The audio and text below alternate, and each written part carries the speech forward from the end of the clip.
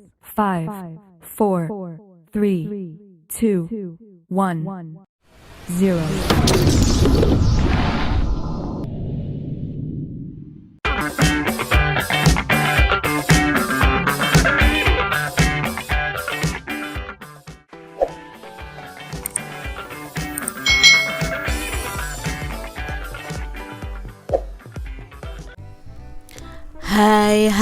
Hai.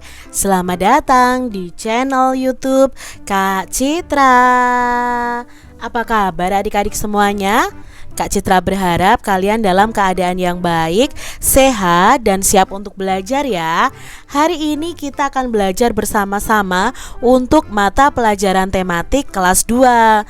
Kita belajar di tema 7, kebersamaan, subtema 3, kebersamaan di tempat bermain, pembelajaran yang kedua. Mari adik-adik kita belajar dengan penuh semangat. Adik-adik, coba nih amati gambar berikut ini. Ini ada gambar Siti yang sedang bermain pushball. Lalu apa itu permainan pushball? Yuk kita cari tahu bersama-sama apa itu permainan pushball adik-adik. Nah, push itu dalam bahasa Inggris. Nah, bahasa Indonesianya artinya adalah mendorong atau menekan. Sedangkan ball itu artinya adalah bola. Jadi dari kata ini saja kita sudah tahu nih, arti dari pushball itu adalah mendorong bola. Nah, permainan pushball ini bisa dilakukan di dalam air adik-adik.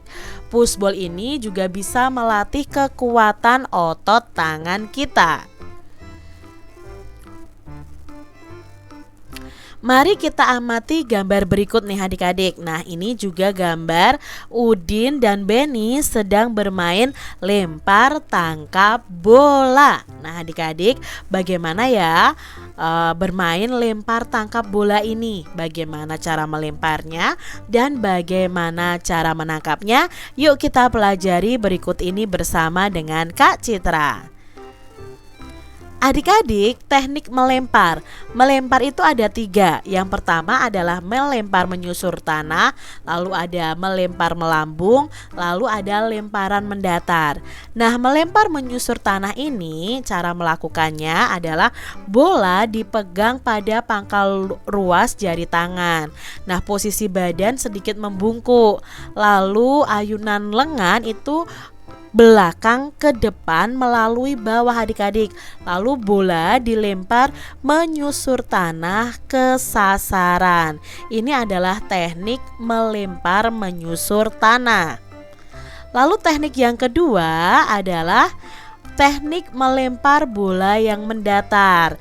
Nah, ini ya gambarnya adik-adik ya. Cara melakukannya, bola itu dipegang pada pangkal ruas jari tangan di antara jari telunjuk, jari tengah, dan jari manis. Sedangkan jari kelingking dan ibu jari ini akan mengontrol bola agar tidak jatuh.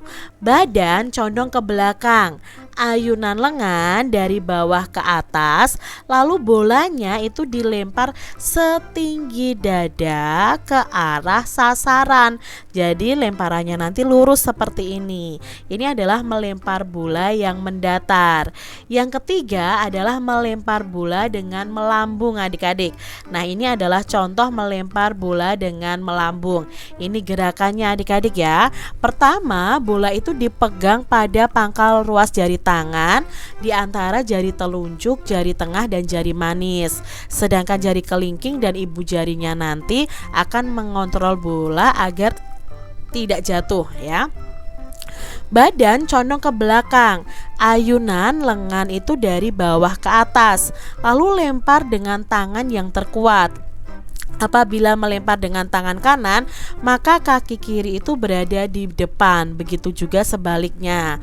Bola dilempar melambung, diikuti gerakan lanjutan dengan melangkahkan kaki yang dari belakang ke depan. Nah, ini ya gerakannya melempar bola melambung.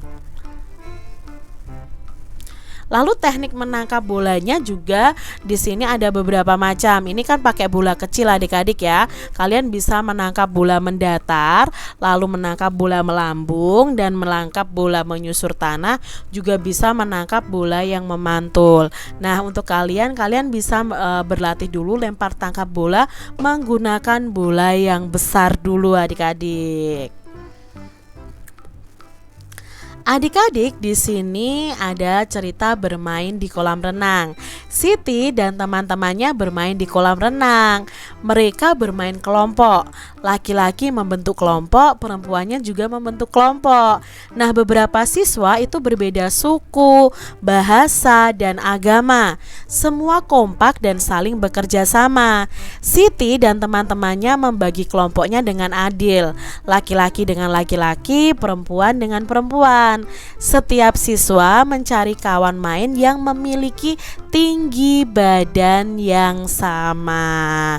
Nah, ini tadi adik-adik ya, Siti bermain di kolam renang bersama dengan teman-temannya. Nah, adik-adik coba kelompokkan teman-temanmu nih berdasarkan tinggi badannya. Kalian bisa bertanya kepada teman-teman kalian ya, berapa sih tinggi badannya? Lalu kalian kelompokkan.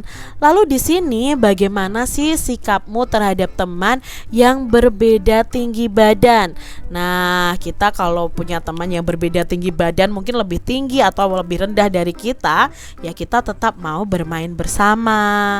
Lalu tidak mengejek teman yang lebih rendah atau yang lebih pendek atau bahkan yang lebih tinggi, tidak boleh kita ejek adik-adik. Kita juga harus saling menghormati dan saling membantu. Adik-adik, di sini ada beberapa soal nih. Yuk kita kerjakan bersama dengan memberi tanda silang. Yang pertama, sikap terhadap teman yang badannya pendek adalah A. Saling mengejek, B. Saling menghormati, atau C. Saling menghina. Ya, kita harus saling menghormati. Lalu dengan kebersamaan kita akan A. Damai, B. Menderita, C. Sengsara. Ya, dengan kebersamaan kita akan damai. Yang ketiga, dengan kebersamaan di sekolah, semua siswa menjadi A. Bermalas-malasan, B. Semangat belajar, C. Tidak nyaman. Yang pastinya akan semangat belajar. Lalu yang keempat nih, kebersamaan dapat diciptakan dengan A. Saling menyayangi, B. Saling memusuhi, dan C. Saling adu domba. Ya, kebersamaan dapat diciptakan dengan saling menyayangi. Contoh sikap kebersamaan yaitu A. Bermain bersama, B. Mencuri bersama, atau C. Berkelahi bersama adik-adik. Nah, contoh sikap kebersamaan itu ya dalam hal kebaikan, yaitu bermain bersama. Yang keenam, kebersamaan menyebabkan A. Persatuan, B. Perpecahan, atau C. Peperangan. Ya, kebersamaan itu bisa menyebabkan persatuan. Yang ketujuh adik-adik, bersatu kita teguh, bercerai kita A. Rukun, B. Kukuh, C. Runtuh. Nah, kalau kita bersatu kita akan teguh, tapi kalau kita bercerai atau terpencar ya kita akan runtuh adik-adik. Nah, itu tadi ya beberapa soal yang bisa kita jawab bersama-sama. Adik-adik, seusai bermain, Siti dan teman-temannya kembali membicarakan tentang kisah kucing dan tikus. Nah, mereka itu saling melengkapi ceritanya. Adik-adik tentunya masih ingat ya pada pembelajaran sebelumnya tentang kisah kucing dan tikus. Kemarin adik-adik telah membaca kisah tersebut. Lalu pada dongeng itu ada kalimat sapaan. Masih ingatkah kalian tentang kalimat sapaan? Yuk kita ingat-ingat kembali adik-adik. Nah, ini ya dongengnya dari si kucing dan tikus. Nah, di sini kan kucing mengajak si tikus mengajak si kucing untuk mengambil ikan asin di rumah Pak Tani. Nah, di sini tikus itu menyapa kucing itu dengan sebutan hai kucing. Nah, itu ya adik-adik ya. Hai kucing itu kata sapaannya tikus kepada kucing. Nah, di sini mereka berdua itu menyebut mereka dengan kata kita. Nah, kita itu juga termasuk sebenarnya adalah kata sapaan. Adik-adik masih ingat ya ceritanya? Kak Citra tidak perlu ulang kembali, ceritanya sudah ada di pembelajaran sebelumnya. Jadi kalian bisa play video di pembelajaran Kak Citra sebelumnya tentang kisah kucing dan tikus ini ya. Gimana tikus ini ingkar janji ya adik-adik ya, akan memberikan ikan asin kepada kucing, malah tidak memberi ikan asinnya. Lalu si tikus ini terjatuh dan kucingnya mengira itu adalah ikan asin dan memakannya. Padahal itu adalah si tikus ya. Itu cerita singkatnya yang bisa Kak Citra sampaikan. Nanti adik-adik bisa lihat video Kak Citra. Nah, di sini apa itu kata sapaan? Nah, kalimat atau kata sapaan adalah kalimat yang biasanya digunakan untuk menyapa atau menegur seseorang saat berbicara langsung.